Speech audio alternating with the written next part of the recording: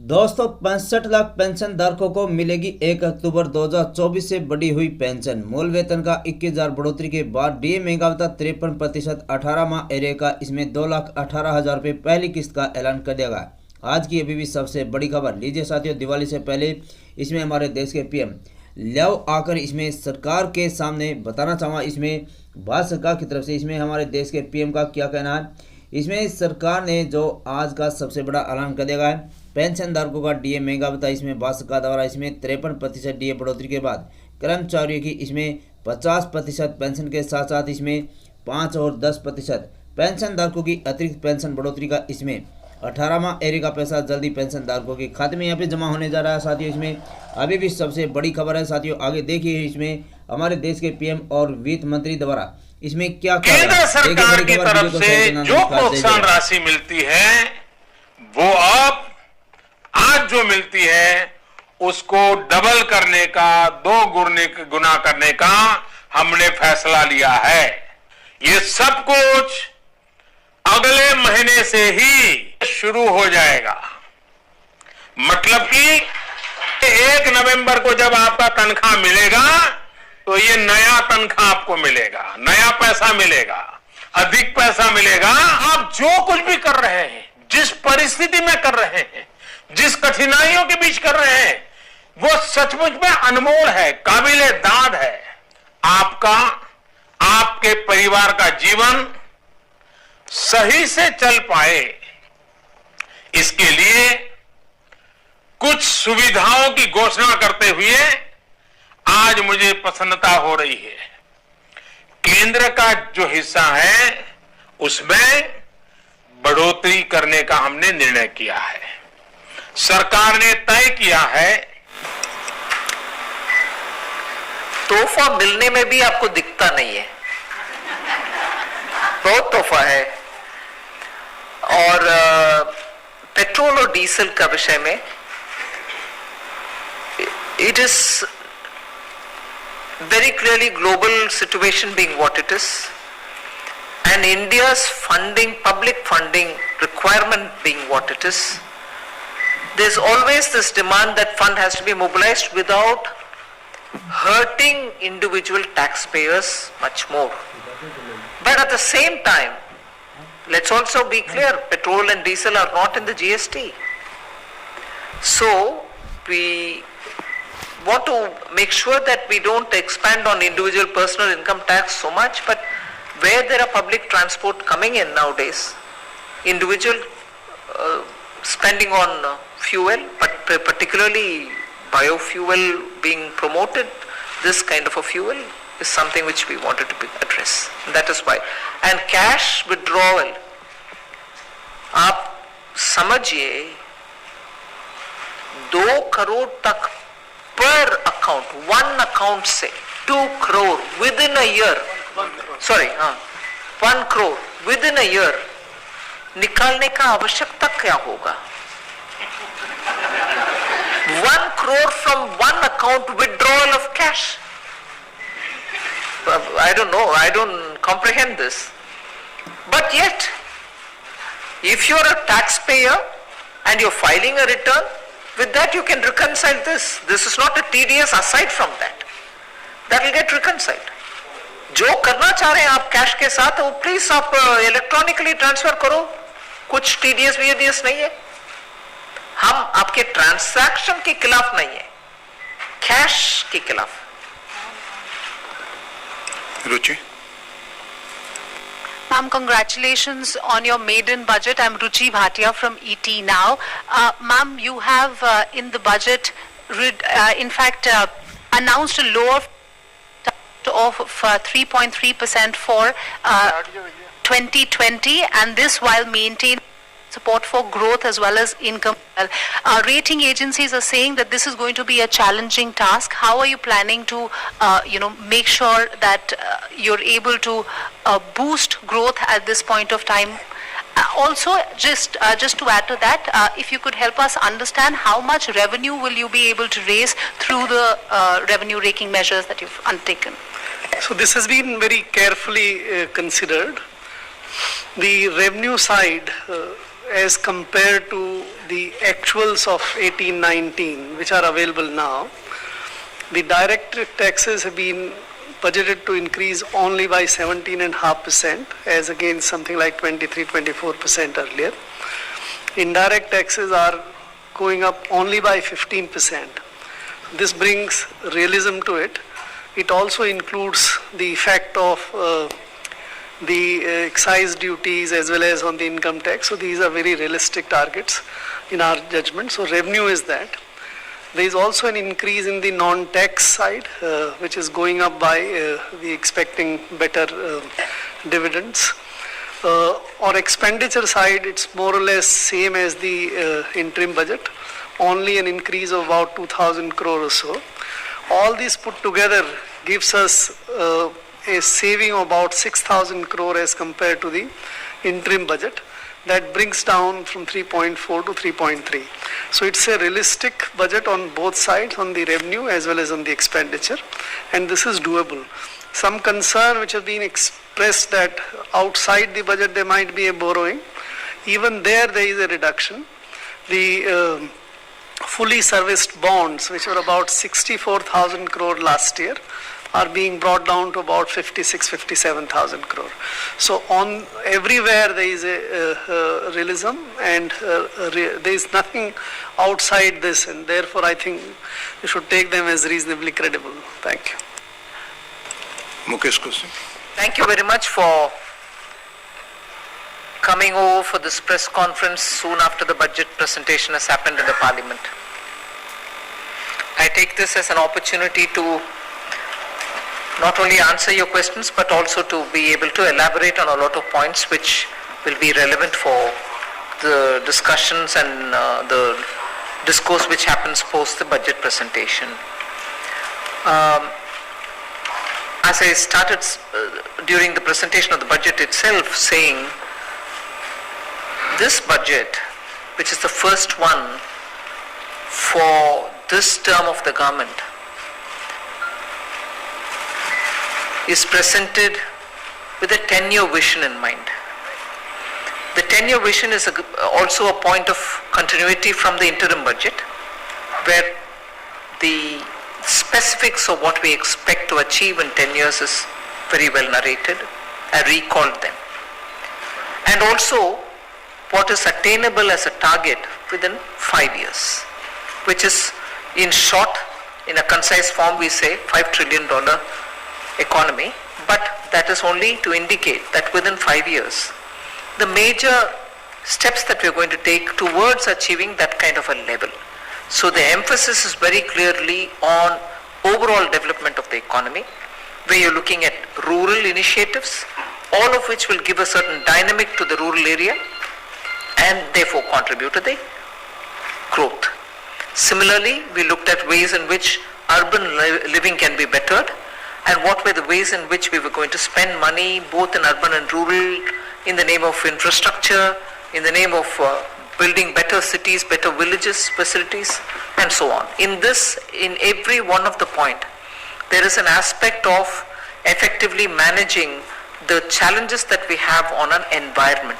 That's why there's emphasis on waste to energy, waste to wealth management, and so on, all of which in terms of what kind of a particular benefit it is going to give will have to be calibrated with the particular benefit together with the collaterals which are more important. So all of which is aimed at the broad picture of the new India, where we are saying it's going to be a better India with all kinds of facilities which are just not building one bridge, but because you're building it in a green way is going to have an impact on all of the aspects of ease of living. Like the way we constantly talk about environment, water pollution and degradation and so on. So that is why the budget presentation format also was 10-year vision, 5-year target, and the 5-6 areas through which we are elaborating on the various schemes, whether it is Gramin Bharat, whether it's Urban Bharat, whether it's looking at youth. So it's not just I've launched XYZ schemes in different areas, but it's a comprehensive picture of that entire segment or sector of society being improved upon.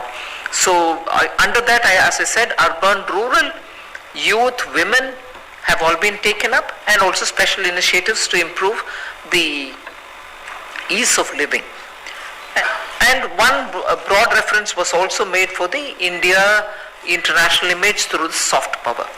But more importantly, that one particular sector on which there's a lot of discussion going on for the last almost 8-9 months is about the NBFCs, because they are a very critical component to our banking system, in that they are the ones who are lending to the last consumer who wants to buy his motorbike or a scooter or even purchase something, and therefore these NBFC credits were very, very critical.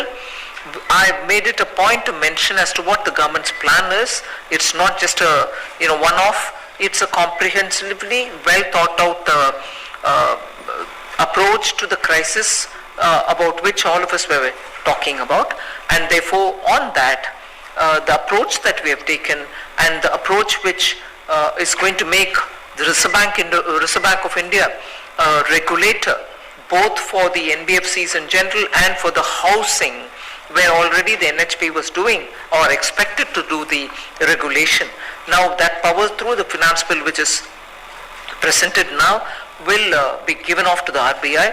There's also this window being opened for NBFC financing, and that to that window there is a backstop of the government security up to 10%, and we expect as a result the pooling of those resources or assets which can be bought and somewhere securitized. So the whole approach is to ensure that the government has responded comprehensively for the NBFC issue. And if we have responded comprehensively to the NBFC issue without understanding the regulatory shortcomings, it would have been something which you may want to ask more questions. But now, what I want to tell you is, it's a comprehensive approach, understanding that the regulatory powers also will have to be addressed, and that is being moved to the RBI.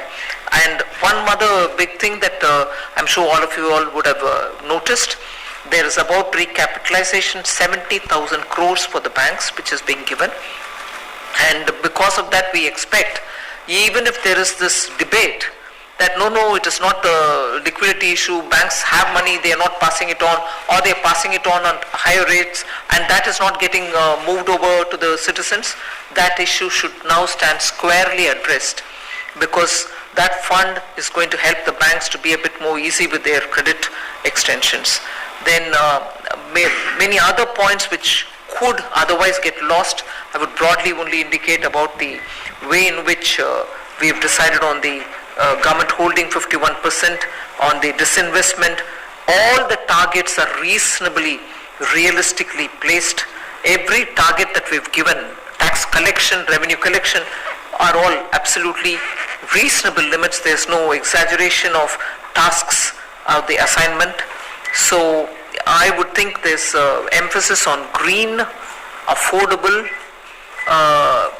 ease of living for common citizens. Infrastructure gets priority, like the way in which the last 5 years consumption in the rural areas is being pumped by the government's expenditure on infrastructure, so that in situ benefits for workers who are working in these projects will reach money, actual money, real money will reach the rural consumer. So broadly, that's the kind of line we've taken. Startups have been given a whole set of tax benefits, whole set of approach which is going to make them feel a lot more ease of doing their business. Startups have been given. One point which I forgot to mention, or probably I didn't elaborate in the budget speech, was how stand-ups have made a big difference for social transformation. Today, the manual scavenging issue is something on which all of us really feel very bad. But stand-up has been so effectively utilized, along with startups designing robots which can help in reducing the monotony and the drudgery of that job. Today, the effective combination of startup and stand-up, together with banks utilizing that facility, has given the chance for many of the SCs and STs to come out as entrepreneurs. Now they have a company of their own and they employ, and this has employ a lot more number of people. This is a part of what we have had in our stakeholders consultation. So in a way, this budget is setting a vision, setting a target, achieving the target or laying out plan to achieve the target, not just with one rasta, but touching every sector of our society. And banks which have had recent difficulties have been addressed. NBFC crisis has been addressed. More regulatory and other powers are being transferred to where they rightly should belong because of the capacities that exist. So as an opening statement, I would only probably say this much, but very clearly if there are very genuine concerns about what will happen to social sector, is this happening or not, I can straight away tell you welfare for SC, welfare for SC, welfare for ST, welfare for the poor are all increased. The outlay is increased for all of them. So there's no shortage, or we have not pinched on those areas. They have been, the fund allocation for these areas have been increased. And the big idea that we have to get all the fellowship related money, scholarship related money for higher education and the research based money, which are spread across very many ministries, are now pooled in, so that there's one agency which takes care of that. So this is about all that I want to say in the opening statement. I would think this, and also for, women, SHG, one woman in every SHG will get at least ₹1 lakh for her business through the Mudra loan. And their overdraft facilities are also increased. So we've tried addressing all the segments, sectors without denying anybody else. So, well, I think we are only progressively moving towards fulfilling our goal on that. And by bringing in more number of industries into that lowered rate, we are clearly sending a message out there saying we are not trying to, stick to rigidity on the rates about corporate tax. But as regards revenue loss on that, I would like Secretary to. The corporate tax rate, till now it was 250 crores. So 250 crores, and now this limit has been raised to 400 crores. So the revenue loss that we have estimated is around 4,000 crores that the government will have to forgo. But it covers, as said by Honorable Finance Minister in her budget speech, it covers 99.3% companies who are having turnover less than 400 crores. Hi, Madam,